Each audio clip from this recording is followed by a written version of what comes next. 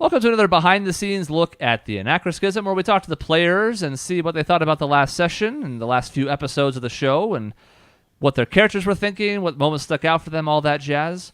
We covered a decent amount of ground in the past one, including the group splitting up at one point. So I want to turn the floor to you. What stood out about the last time we played, and what are you looking forward to the most? I want all of it. Gimme. Yeah, make fun of my literacy one more friggin' time. We're going to find out how far my loyalty goes, you sons of bitches. We just do it now because eventually we won't be able to. You'll find something new, I think. Yeah, that's true. I thought all the character moments were really nice. It's nice to have a little bit of breathing space here to let those moments actually happen. Yeah, I mean, the obvious one was Grail's moment. It was Grail's time to shine in the last session, and it was really fun. I didn't know how that interaction was going to go, and it was like weirdly more like sweet than I was expecting. I was actually expecting Holden to be full-fledged, like, down the Blade's path evil, and I'm really glad that he's not, that's what he said at least, and so I kind of like how it was resolved for now, and I am curious to cross paths with him again. That was fun. Oh, I'm intrigued by Tessian and all of his dragon talk now as a Dragonborn. I know. That was exciting, because there's been a couple of hints dropped, but and that's part of actually why Karash initially was like, this group is for me, clearly, because Cord's been dropping me all kinds of hints, but I'm more than a little bit intrigued now. Yeah, I'm trying to think. I think when we first met, Tessian made a special note of the fact that you were a Dragonborn, and he thought it was interesting. That's you kind of know partially why now. He's tangentially related to someone who's very into dragon lore, so it's osmosis to him. And a I decent amount. think in character, and it's not something I'm supposed to know, you've dropped a hint or two about what's going on with you personally that's related to dragons, but I could be mistaken about this or drunk out of my mind again, so who knows.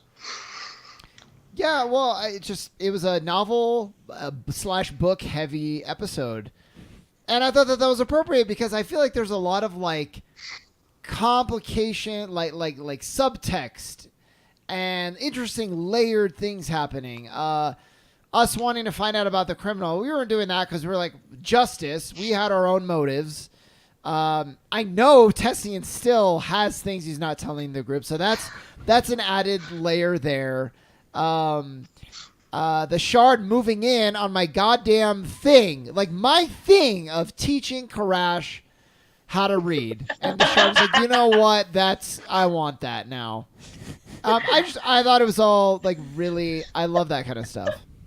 I don't know what you thought Tessian was going to do, like just walking up to him and being like, what's your motivation? He doesn't know what that means. I know, but I want to start, and Isaac knows this is not going to be a conversation where we go and he's like, actually, I'm so glad you asked. Let me spill everything. But it starts to plant the seeds of like, I want to know. I'm interested. The group wants to know. The group and I value so like, you know what I'm saying? I want to start. That was Isaac's thinking. Oh, you're just going to wear him down to the point of exasperation where he finally tells you to get him off his back. Yeah, I was like, God, fine. I don't know. I think you'd be surprised. You're just not asking him questions. Like, he doesn't have anything to hide from you guys. He just doesn't think it's relevant to anything. So, like, I mean, you saw, like, he's willing to talk about to a random book person about things because he thinks it's relevant to the conversation. He's not just going to tell you about his life story in the middle of the street going to the library. Well, but like, again, that's good because now I know, like, okay, think of a good pointed question and then ask it. So it was productive for sure. I don't know. I thought it was good. I mean, I like the whole library thing. We got a little bit of lore on some stuff, which is good. I mean, we didn't learn a lot more about the shard other than, like, he isn't bullshitting us in some sort of weird ploy, presumably. But or he read the same book. Yeah, you never know. He's or just he like, oh wrote man. the book. I also wanted to find a weakness, just in case. You know, like Batman knows all the weaknesses of the entire Justice League and like has a contingency plan. Like Isaac is like, I want to know, in case he goes crazy, like, is there a weakness to the shard? Can we kill it? But I mean, everything seems like kosher so far. He's not lying as far as we can tell. You're always welcome to ask. I would like How to do we point out, kill he you? has explained to us how he can be killed. Like, he fights other shards, and then the surviving shard absorbs whatever other pieces there are that he's fighting with. I mean, And right. that's how they continue on until he becomes, uber shard.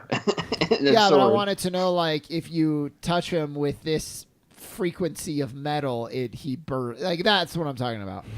Okay, we got to kill the shard. All we need is to find another one and then have them fight. Like, I'm not going to... I want a quick solution. So I thought that was some interesting moments there. I also am curious. So like, I want everybody else's impressions. I was interested by Michelle's plan of that scene, but how did everybody else think that Holden thing was going to go down? I also thought he was going to be kind of like a monster. So I'm really happy that he wasn't, and that they actually had some good moments, and that it played out kind of how I thought it would, and that he's probably going to get away and whatever, but it was much nicer than just like, oh, I'm running away now, bye. Like, we actually learned some stuff, and it was good. So I have a question for you, Chris. If my persuasion roll had been higher than a 4, would it have changed anything? I just feel like I feel like it kind of couldn't, right? Because that would completely alter everything. And so I don't know if maybe he would have given me something else, like on his person or something, or a way to contact him. But like with that low of a roll, like it had to turn out that way. But I'm just like, I'm kicking myself. I know it's all kind of chance, but The answer to that question is it could have changed something, but unless you critted multiple times, he was not just going to stick around. My Yeah. guess would have been he would have let you know something about his next goal. yeah. He might have had some more information to be forthcoming with, but your persuasion did not reach him. Yeah. I'll be honest. Oh, well. When we initially foreshadowed the encounter with him, I assumed, based on the vague description you gave to Grail for her in her vision, that it was going to be something along the lines of someone stumbles upon him in the midst of what looks like a murder, and then it was going to be like a point of contention where it's figuring out whether or not he had actually stabbed the dude. That was not an issue. Does not seem to have been a problem. It was pretty clear that he did it, and he was very forthcoming about it. I am curious to know, like, what the murder was even about, because we did an investigation. We couldn't find anything other than that note. The note is kind of indicative of something Blades related, but I'm still kind of racking my brain on that. So kind of just another loose end in the myriad of loose ends that we have. Yeah, and playing Karash trying to explain the deductive process of, the inductive process of the vague generalizations, the things we know, and paring that down hurts me on the inside. Poor Crash, he tries. You have a translator now with the shard, though, so maybe that'll help. I've gotten to him a couple of times. That's why I asked him earlier in Draconic if you were fucking with me, because I was sincerely like, I think at some point he's going to be like, I'm confused too much around these people, and I've been with people from the mainland a lot. I can't tell if they're messing with me if they're not, and I didn't get much of a response from the shard, sadly. He's seen quite a few things. I There thought the you Holden go. thing went about how, like, I think Holden acted how I expected he would. I thought Isaac was going to make maybe a bigger play for, like, justice in this moment, and then, like, maybe try to, like, capture him or something. But he you guys just let him walk. So Yeah. Oh, I was tempted. I just, well, and then you guys were like, let's investigate it. And I was glad Tessie wasn't a part of that. I was like, that's just the stupidest idea, but that's fine. Considering Grail knew things that she should not have. Well, like, it came down to, like, at least as far as, like, I'm concerned, as even a player, if you investigate it, you either should have told the people that were investigating it everything you knew, or you should have completely removed yourself from the scenario so that you were, like, not complicit in anything, and you chose the worst option of both. Why? No. It was we weren't investigating it to like learn it actually solving it, which is kind of messed up. We were really investigating to see like if this bounty was a criminal, then like maybe Holden is like a really good, and there's a lot of goodness left. If it turns out he was just a philanthropist, just a great guy, that shines a much different light on what Holden did. So it was really, what can we do for Grail? I think it was just more of a matter of finding context, because Holden did not give us any, right? He just said, I need to send a message. What does that mean? It could mean anything. And we were just trying to find breadcrumbs, and we found one. Right. I mean, I'm not saying it doesn't make sense for, like, Grail. I just think, like, as far as Tessian was concerned, you're either not helping in this investigation or, like you were like, oh, we want to get involved. And you're like, but we're not going to reveal anything we know whatsoever, which is sort of shitty. So, yeah, I mean, it is. it's Especially shitty, if he's a good guy. But the other, I mean, they had all the information that they were going to glean anyway. Like, we were just kind of... Because you know who did it. You knew who did it. You could have been like, hey, man, we're on the DL. Why would I do that? I know who this is. It's my bro. Could you not try to murder him? But, like, he's definitely with the Blades. They did it just so you and I know. Why would I do that? You could have Why would lied I and say said that? it was somebody else from the Blades, that you saw them, but you didn't get a good look at their face. There's a number of ways you could have, like, helped the investigation and gleaned information, but you didn't help the investigation. You only gleaned information for yourself. But I was sort of a selfish thing. Why would I help the investigation when it completely makes my brother out? I mean, I would just be basically like, here he is. Well, That's why I love it, the though, is question of because, justice. like... Do you want him to face justice or not? Or are you trying to fight the law? And that's why it's complicated and like fun and interesting, I think, is because we knew the Blades did it. Actually, that's, I'm sure, a piece of information Derek would like to have. I think it clears up a lot of questions around it. But by doing that, we possibly implicate Holden, and we make things more complicated. And so... Well, we don't know if Holden did it as a Blade or as a person. Yeah, also, that's true, too. So I'd like to point out that in spite of what you might think, Jason, a lot of what you're saying is nigh on impossible, because buses have not yet been invented for her to throw her brother under. That's also true. It's true. Trains. Throw it under a train. I don't think it was like a bad character choice. It's just like, it's a good thing Tessian wasn't involved, because this is just clearly like we're not helping, and in fact like actively not helping. We're like, Tessian doesn't know shit, so it wouldn't have mattered anyway. Well, that's why. That's what I'm saying. That's good. That is good, because If nothing else, it makes sense too, in that it's theoretically a country bumpkin who loves her brother dearly and does not know how to react to the situation, because it's like saying something, possibly a problem. Saying nothing, Yeah, right. Poor Derek Rothwell. Just trying to do the best he can in a world that's not cooperating with him a whole lot recently. It kills me that I was not able to talk to him about the shard too. So that's like, I wanted to ask him if he managed to find any information. Alas. But the shard was standing right there. It felt weird. Well, yeah, he probably would have noticed. He seems to be pretty perceptive. There were other ways that whole encounter could have gone, too. Let me tell you. If you look at like the branching paths of that particular Telltale segment, they were multifaceted. Oh, I'm sure. Derek stabs Grail. Well, I can talk about remember this. some of the different ones, only in the sense that like this is one of those times where you're not going to be able to go back and select other options, whereas like if you leave a city and something was unresolved, maybe you'll go back to it. Crime could have been pinned on you. I thought about that for sure. So I was like, let's leave, If please. you didn't notice the town guard come in and he was no longer there, I can tell you very quickly who the leading suspects would have been. That could have been That would have been an interesting. interesting jailbreak. Yeah. All right, Derek Rothwell, we've come to free our friends. No! I'm Derek Rothwell. You can't do it. I don't know why it sounds like that. Sounds like Barney from The Simpsons. Ah! Yeah, there was a few of the outcomes I don't want to talk about because they could still come up down the road, but there were a number there, and that was one of the better ones, I think. Mm-hmm. I liked it overall. That was a nice moment for Grail's character. I will tell you that if you had tried to subdue him, it probably wouldn't have gone good. That's what Yeah. he thinks. I was surprised that Isaac said nothing.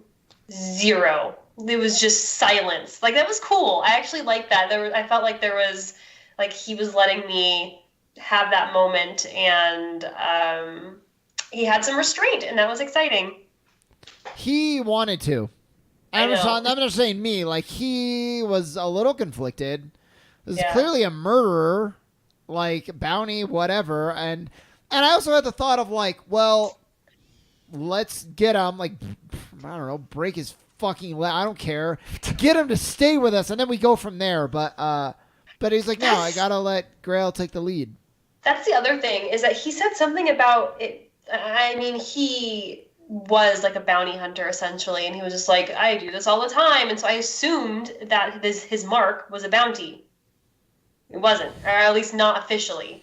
So it's like, what is he doing? There's a lot of questions there. So I'd just like to point out the hypocrisy of Isaac being a little bit conflicted about Holden being a murderer when he's literally murdered people.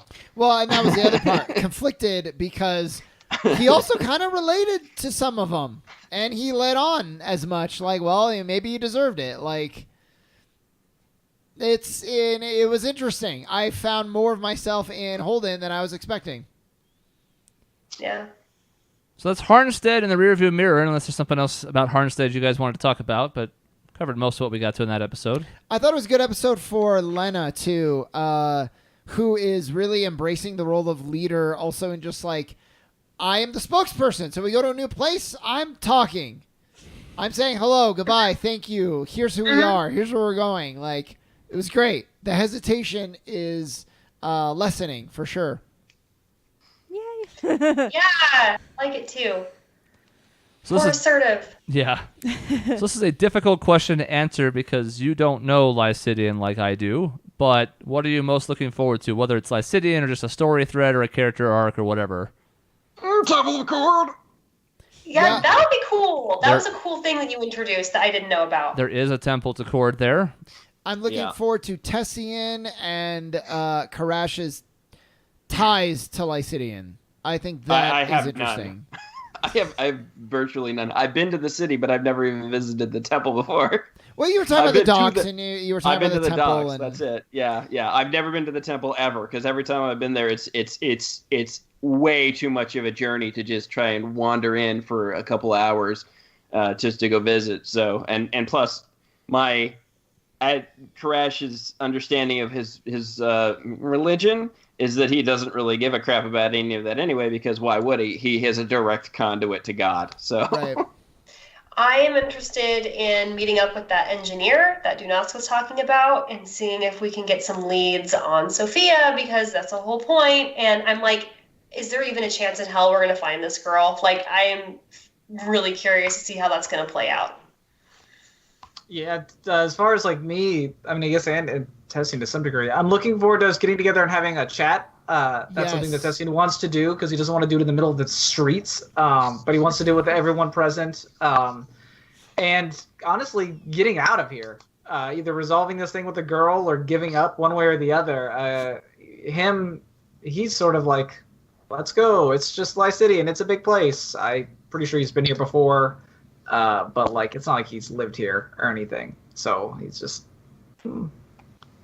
Yeah, we found out more about Zenithra, magical barriers and shit. Mm-hmm. Oh yeah. We'll probably have to inform. I could tell we were going like for the break, so I didn't want to like derail us too much. But at some point, we should let Lena know we found out a little bit. That would be nice. I have a feeling a large segment of the next episode is just going to be the party catching up and or having the sit-down discussion that Tessian was talking about. Oh, yeah, for sure. Which is fine. And it's kind of nice you have the moment to do so, you know? The whole idea was...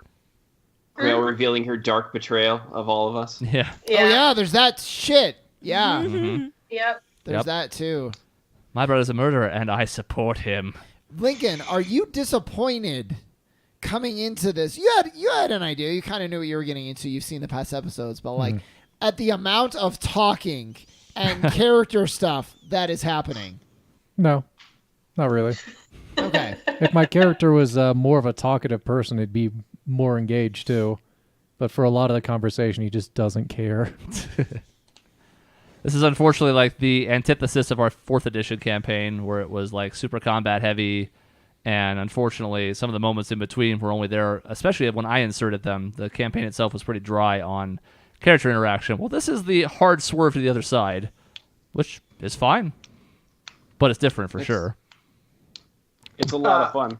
Yeah, I like it. I so prefer it.